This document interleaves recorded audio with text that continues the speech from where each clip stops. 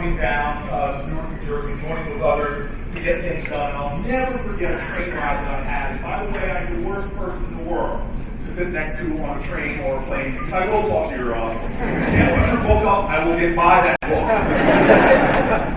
And I was actually sat down next to a rabbi, and when the rabbi started talking about what I was doing, I told him my excitement about the city of Newark. He goes, well, I want to tell you about the city. And he said, I want to tell you about the city of Jerusalem. And I thought we were about to start talking about current events, foreign policy. But then he said, I want to talk to you about the city of Jerusalem in the year 66. And he said, Cory, the year 66, Titus and the Romans laid siege to the city of Jerusalem. And the city of Jerusalem would not relent. Years and years passed by, and finally, one person that Titus turned to told him that if you want to take the city, then you need to wait and be patient. Because inside the city, there's a problem. And that problem will grow into a cancer, and that cancer will eat away the very core of that community and allow you to take it in peace. And indeed, if you know your history, what happened around the year 70 is the divisions within the city of Jerusalem amongst the zealots and others became so significant that it weakened the city from the inside. And the rabbi told me that the city of Jerusalem was taken in the year 70 by Titus. And he looked at me for a long time, and I looked at him, and he said to me, what's the moral of the story? And I said, make sure there are no zealots in Newark. And he said, no. He said, Cory, the moral of this story is that if there is no enemy within, the enemy without can do you no harm. And he started going through. He said, the fall of the Roman Empire in the 400s. I said, Rabbi, you got to get closer to the present. But he said it was a nation that was divided in factions and became weak and was taken over. And he kept marching through history until the current day and got to me in Newark. He said, I don't know what your policy is, what your ideas are, but if you can bring your city together around practical, pragmatic ideas to solve real problems, then you will be successful. The rabbi's vision became so true for the progress and the work that we're doing in Newark. In fact, I found out a truism for me, that if you can bring people together who don't normally come together, to do things that others don't normally do, you will get results that people don't normally get. In fact, this is a truth that goes to the very bedrock of who we are as a nation. This nation brought people together who did not usually come together. It is our diversity.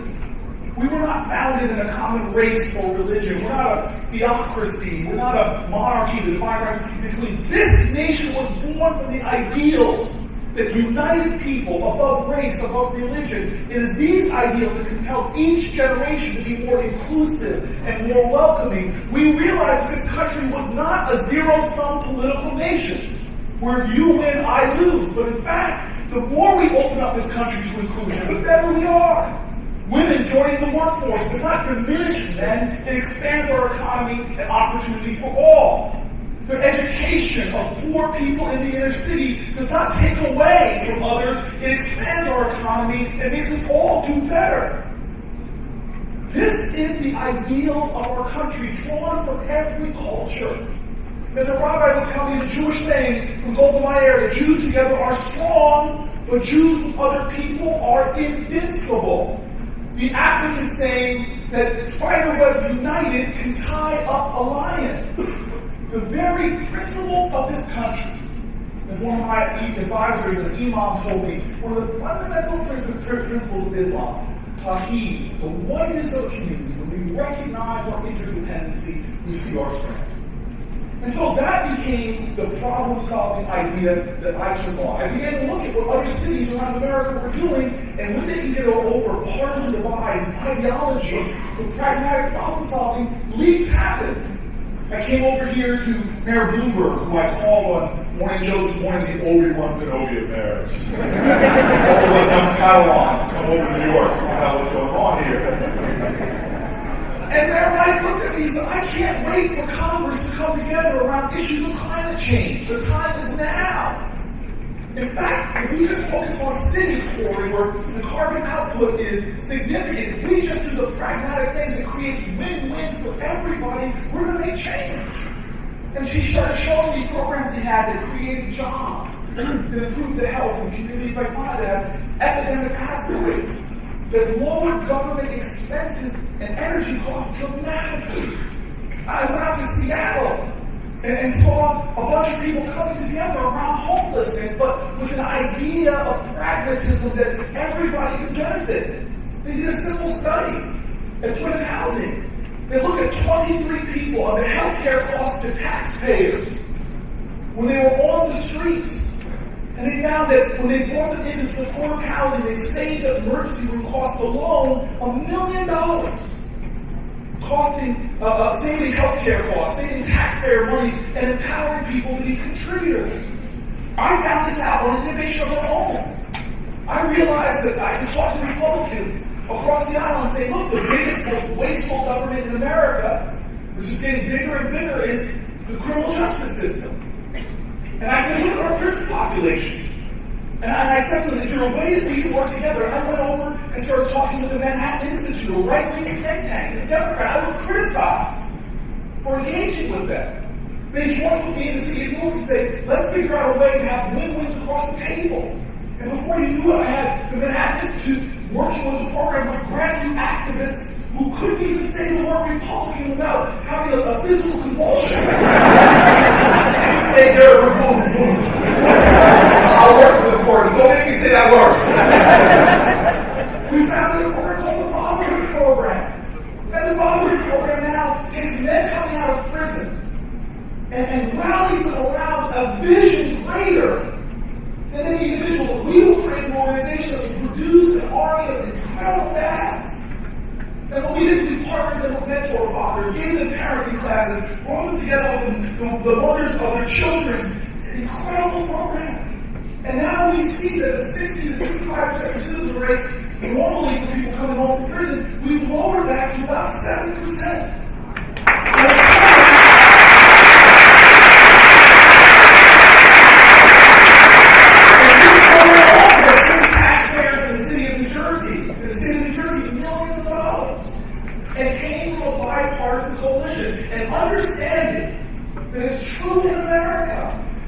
That no side, no person, no religion, no race has a monopoly on the truth.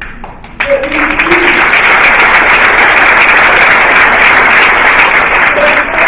we need each other. And indeed, we have a declaration of independence in this country, but if you look deeper into the spiritual truth of America, every generation has put forth a declaration of interdependence. And they've come to realize that the truth of our country, from what we did in settling this nation, what we've done in combating slavery and racism, what we've done to create a fairer, open society, the simple truth is this: echoing the ancestry of our nation, that if you want to go fast, go alone. But if you want to go far, you go together. And so,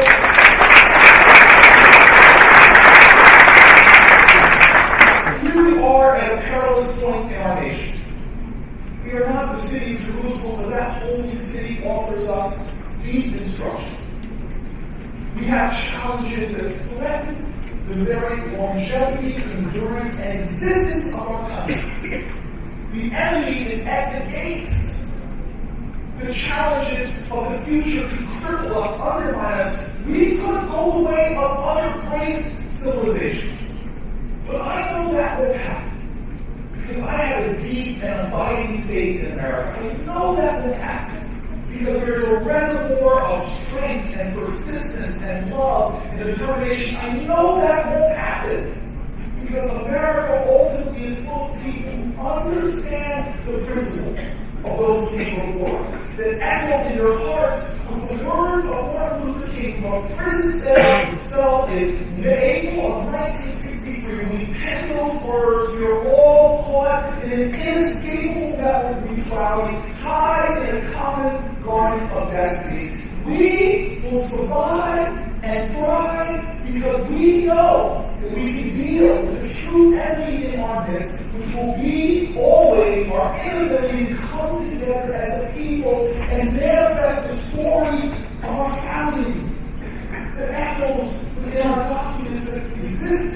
pledge that children say when they say that we are one nation under God, indivisible.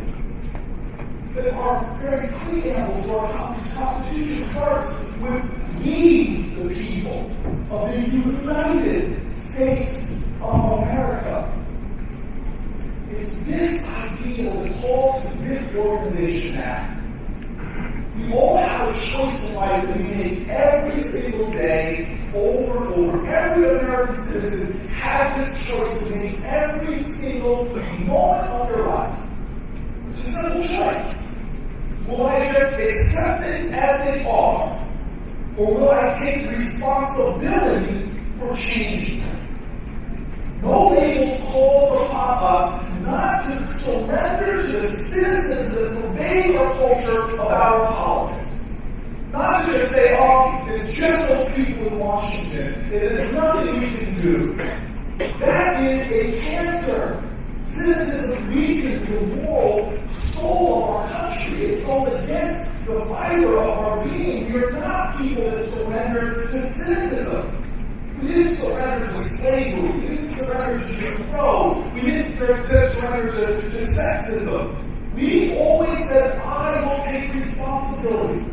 Nation after nation, generation after generation, took responsibility to change what was wrong with this country. And this here and now, as the challenges mount, as the threats continue, we have to take responsibility to say we will take back control of our politics, that we will move it towards pragmatism, that we will answer the call of this generation, because every generation has a challenge and a call. And we must answer. We may not be called to small beaches in Normandy. We may not be called to get on buses to freedom-wise to the south. We may not be called to find ways to explore the depth reaches of space, but this generation is called to make this a more perfect union in our way. And so today I feel this energy. I feel this hope. I tell people all the time when I began in Newark, my metaphor was I was a prisoner of hope. Because the challenges look so great, every day my staff and my early months would come in with a new problem we didn't even realize it's there. And I would look at them and say, I'm a prisoner of hope. But now, after 7 years in there in the city of Newark, where we now ushered in our biggest economic development period in the down economy, our biggest economic development period since the 1950s, that now we're experiencing the first time in 60 years our population is actually growing and not declining. For just all these towers in 40 years, all the towers in 40 years are downtown, all these towers in 20 years. I have to change my metaphor because this nation has taught me that I need not be a prisoner of hope, that the possibilities in this country, the process of people coming together has changed my metaphor. My experiences in my area city have changed my metaphor. Now I am hope unhinged.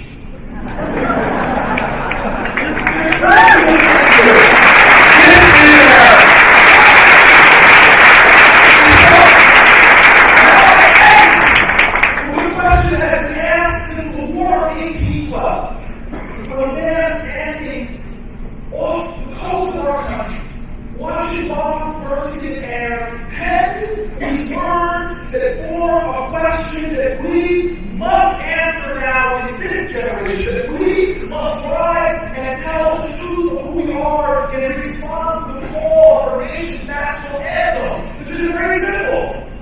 Oh, say, can you see a country that does not descend to discord and disunion and divisiveness, but rises with a chorus of conviction, of every sympathy, to passion, to pragmatism, to persistence, to problem solving? Oh, say, can you see a nation that honors its past, where people pledge to form this union, let the soil of this country to protect this union and to preserve this union?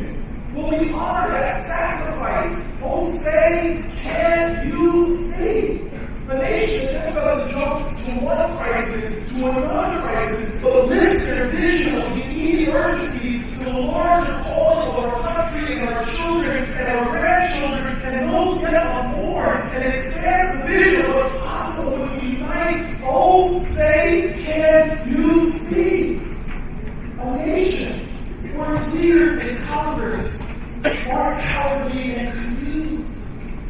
But that truly our nation's Congress will be pragmatic rules, the changes made that our very Congress can truly exhibit that truth of our nation. We